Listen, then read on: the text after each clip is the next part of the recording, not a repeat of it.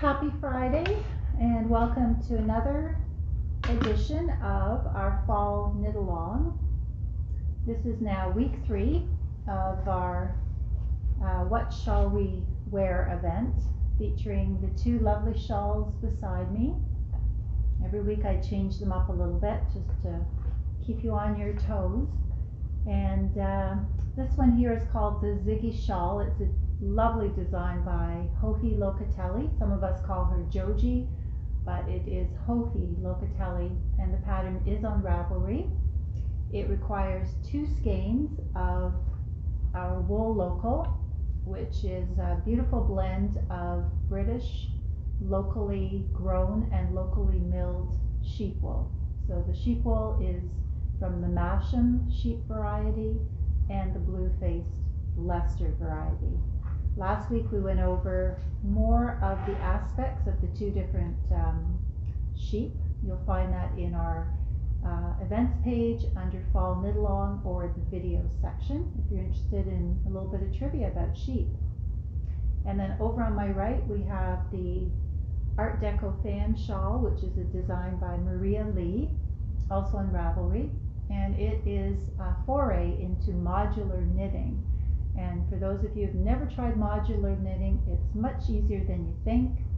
It is similar to picking up stitches along the side of the heel on a sock, and you're just creating one little motif at a time, but you're not sewing the motifs together.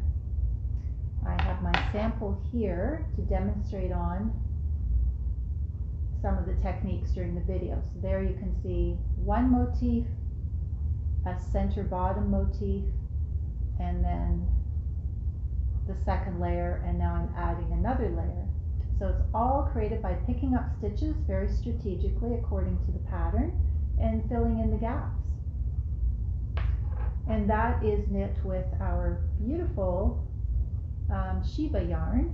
We have 3 colors in stock, and at this point we are sold out of the original shop sample color. We've got the blue denim into green, pretty rainbow colors, and then a very bright jewel tone. Today on our Facebook page I did post little sneak peeks of works in progress by some of our knit-alongers featuring these 3 colors. So if you look at the pictures, you can always post a comment and let us know if you think you know which ball of yarn each of the projects is being knit up in, because until you see the whole shawl you just don't get an idea of all the multiple colors that come through in a self-striping fashion. And welcome to our new knit-alongers. We do have a few that have just joined us this week.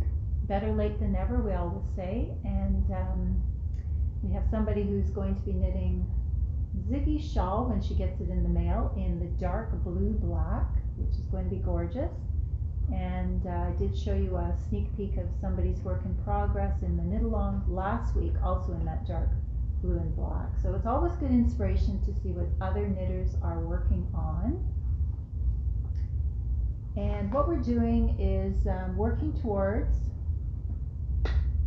week 4. So next week will be our live grand prize draw from the ballots in the ballot box. And over here we have our grand prize. I think I'll bring it up to the camera just to tempt you.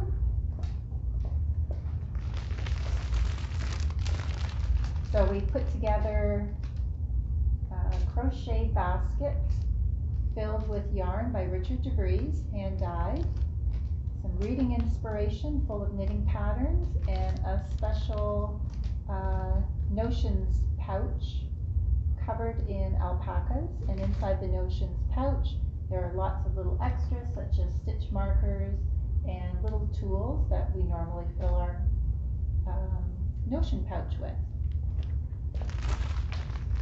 So there is just one prize for next week, and the draw will be live at 4 p.m. So please tune in then to see who the lucky winner is. In the meantime, we do still have one more trivia incentive question later today, so you may have a chance to win that ballot and get it in the bucket before next week.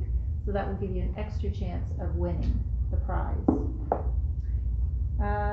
So today I'm going to show you how to do the final techniques on the Ziggy Shawl, and well, I'll discuss what to do there, and I will demonstrate what to do as the final finishes on the Art Deco Fan Shawl. And I'll bring my demo piece up to the camera, and then we'll go over the blocking. So does anyone have any questions so far? Hi Judy, hope the weather's good where you are. So the Ziggy Shawl, by now you've probably worked through the lace and the garter stitch quite effectively, and it is a top-down shawl, so the final cast off is at the bottom of the shawl.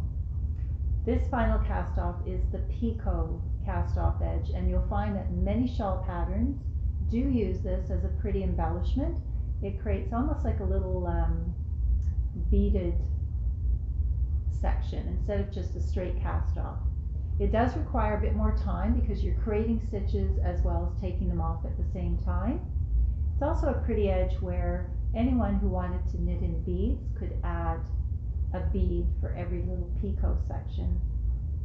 So to do this particular cast off, the designer is asking us to cast on 2 stitches in the knitted cast on method. So before you're starting the bind off, you're actually casting on 2 new stitches, and then right away you're going to cast off 5 stitches. So that means you're getting rid of the 2 stitches that you just made, and then you're getting rid of 3 more, which will be on the actual row of knitting stitches. So that creates that little extension on the edge, and then it also will reduce the stitch number to get you to the next repeat of the Pico bind off. So I think it's pretty well written. I don't really think I need to demonstrate that, but if you do have any questions or it's not working well for you, then please do leave a comment below or in the event page, and we can walk you through it. We're always here to help. All the knitters work together to get you through all the projects. And Ziggy Shawl does require some more aggressive blocking than this shawl does. So when you've done the final cast off, you're just going to have an end at the top of your cast on section to sew in, and you'll have an end at the tip of the cast off section to sew in.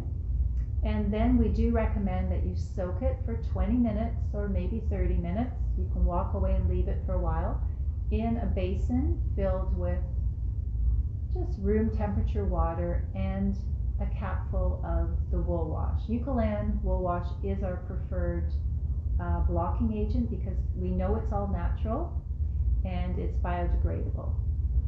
So you're going to soak it in there for 20 minutes. You're going to squeeze the suds through so that it gets a little bit absorbed, and then walk away and leave it. Come back and then try to squeeze out the suds with your hands, and there's no rinsing required. You're just squeezing out the suds, putting it in a towel, rolling the towel up and squeezing the towel. Get as much moisture out as you possibly can, and then you're going to have to block it with some blocking pins because you really need to bring it out to the size.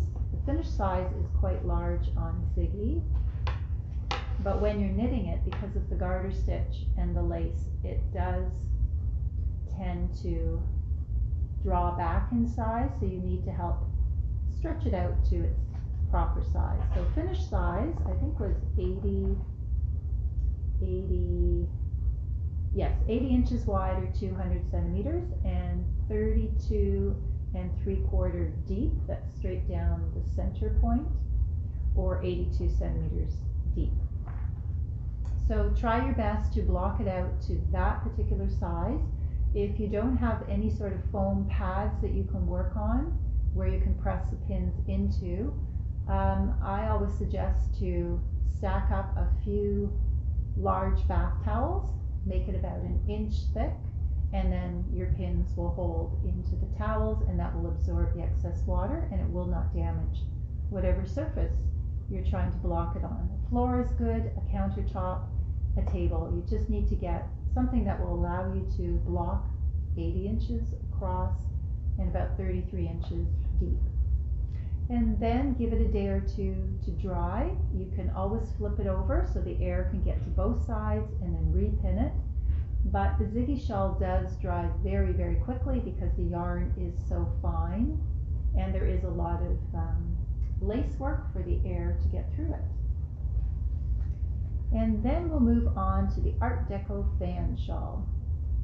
So if you're knitting this shawl, then you're quite familiar by now with the full fans. And we did mention that with this yardage being just incredible, over 700 yards, 766 yards, you do have enough yarn to create an extra line in the pattern. So we're recommending to get the full size, which we have here, that you use the extra yarn to your advantage. Who really wants to have leftover yarn just sitting around unused? So this is with an extra line across, giving it extra width and extra depth. So in the schematic, they have you do a full fan repeat on every line up until line 6. That's the last line, and then they go into a half fan line for line 7. So what we're recommending is to do line 7 as another full fan repeat line, and then line 8 becomes your half fan line, and that will be your final row. So today I'm going to concentrate on the half fans so you understand what you're doing differently on the chart and on your needles. So the half fan does have some short rows involved, and you will need a long needle, a long circular.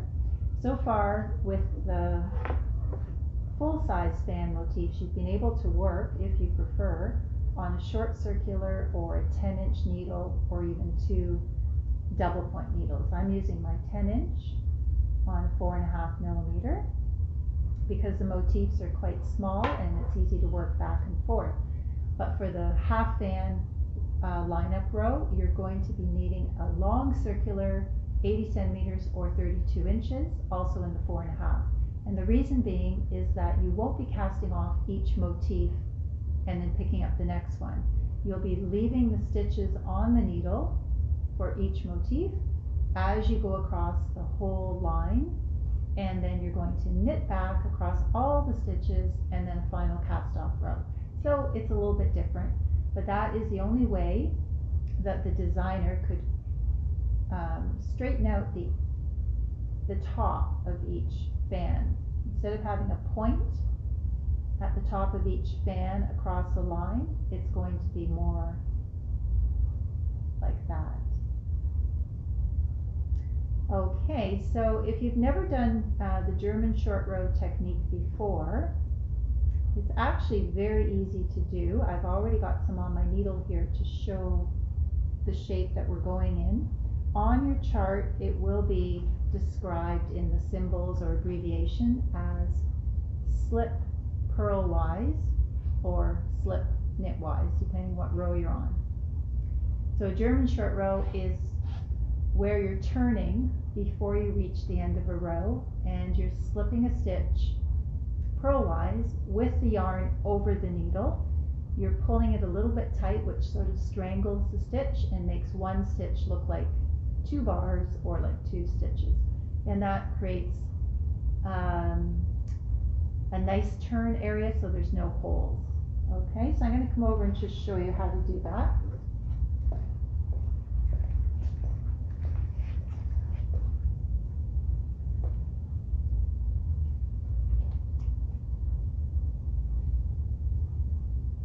Okay, so I have started now the first of the fan motifs in the half fan chart.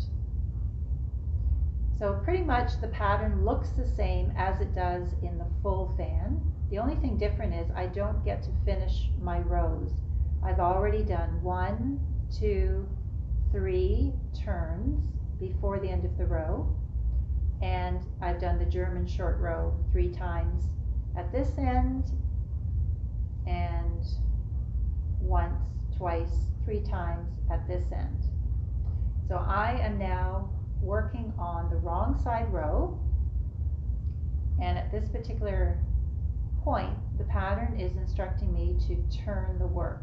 So I'm turning before I reach the end of my row as instructed, and then the pattern is asking me to slip the first stitch purlways. This is part of the German short row technique. And as I do that, I bring my yarn over the needle, over the right needle, and then I have to bring it back to my purl position, which is at the front again. So you can see there, when you pull it a little bit tight from one stitch, because you're pulling the yarn up and over the needle, you can see the 2 bars are showing. That's a sign that you are doing it correctly. And then all I do is start purling back and following the pattern for the next row. And then as instructed, the chart will tell me when to turn and do my next German short row. So I'm not going to go all the way across. I'm going to pretend I'm supposed to turn here, which you know I'm really not supposed to do, but it's just a demo. Okay, so now I'm on the wrong side of the work.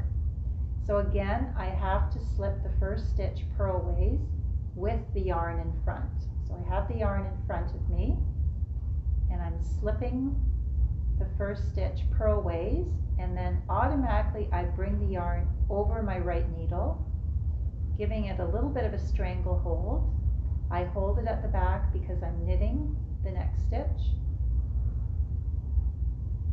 And then I have a purl, and so forth. So I've done a German short row on the beginning of the wrong side and also on the beginning of the right side. When I finish the chart to the very top line, and then I have to work across all the stitches, you do have to remember that as you work across all your stitches, every time you come to a German short row turn, you're going to see something that looks like 2 stitches on the needle.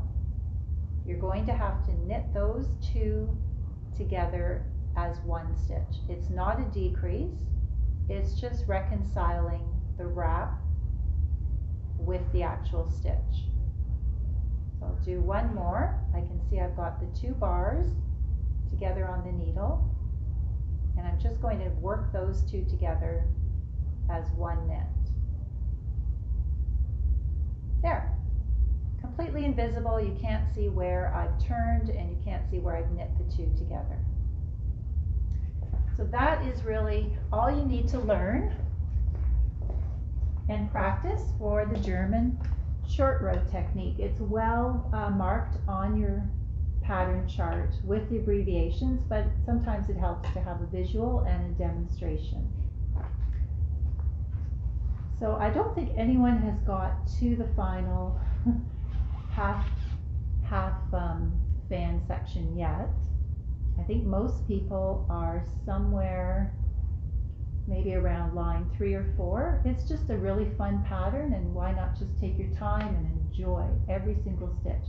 There's no rush. I mean, we do our knit-alongs usually for a full month, but it doesn't mean that you need to finish your project before the end of the month. Hi Rhonda, you like my hat, thank you. It was getting a little bit cold in here because I have to turn off the very noisy heater so that you can hear me on the video, so I was getting cold. Oh, Ziggy Shawl. We've done the blocking talk on Ziggy. So the blocking for the Art Deco Fan Shawl is actually very, very easy. You really don't even need pins. The yarn is super light and it's not really absorbent, so it dries very quickly. You're going to wet it in the Eucalan and soak it, but it really won't absorb all the water, so it's an easy one to squeeze out the water from, roll in a towel, and do the same process that you would on the Ziggy Shawl. I just kind of hand blocked it. I laid it flat, and the only place where it started to curl a bit was my final cast off row, because you're only knitting one row across and then casting off, so there's not a lot of weight at the top to hold the edge from curling. So I just put a few heavy objects on it. I do my blocking on my kitchen island, and I happen to have a bowl of fruit there, so I just use some oranges, every 10 inches or so for a bit of weight. Just make sure whatever you use for weight is something that will not leave marks, something that will not absorb the water and leave marks on your knitting. So that is all you have to do, and you'll be surprised because it will be dry overnight, and then you can wear it. Okay, so let's move on to our trivia. So for those of you who are not familiar, this is actually a form or version of Shetland lace knitting. It's not as authentic as an original Shetland lace shawl, but the designer was inspired by some of the original shawls from the past century and a half, and she just improvised to give it more of a contemporary look. So Shetland lace is a style of knitting that originates in the Shetland Isles. Once it was a main source of export during the start of the last century. The wool that was originally used in the Shetland lace shawls was ultra fine, a little bit finer than what we've used in Ziggy. I mean, this is a fingering weight. So if you can imagine, the Shetland lace shawls were knit with something that was half the thickness of a fingering weight. And it did have a noticeable halo. So this yarn does have a lovely halo. So at first glance, I'm sure it will be mistaken for an original Shetland shawl. Most patterns were worked on a garter stitch base, such as this, and that was to make the shawls reversible. So the women, when they were doing their chores and, in the dark, the early evening, when they put their shawl on, they didn't have to worry about which was the right side and which was the wrong side. They made sure it was a reversible pattern. And that is actually one way you can tell the difference between a Shetland lace pattern and an Estonian lace pattern. So anytime you see garter stitch worked in between the lace or all through the lace, you know it's an official Shetland lace pattern. And if you see a very delicate, fine lace garment that is all worked with lace on the right side of the work and purl rows on the wrong side of the work without the garter stitch, then you know it is traditionally an Estonian lace pattern. So traditionally Shetland lace was knit on straight needles, which were longer than 14 inches. And nowadays we really can't get straight needles longer than that length. But years ago they made them, before circular needles were invented, extra long to accommodate the number of stitches. Plus they like to wear a knitting belt around their waist, and then the long needle would sit in the knitting belt to give them a little bit more traction or support. It was also great to help the women multitask, as they could herd the sheep while they were knitting, because one of the needles was stationary in the belt, or they could knit and cook, they could knit and do laundry. They were just exceptional at multitasking.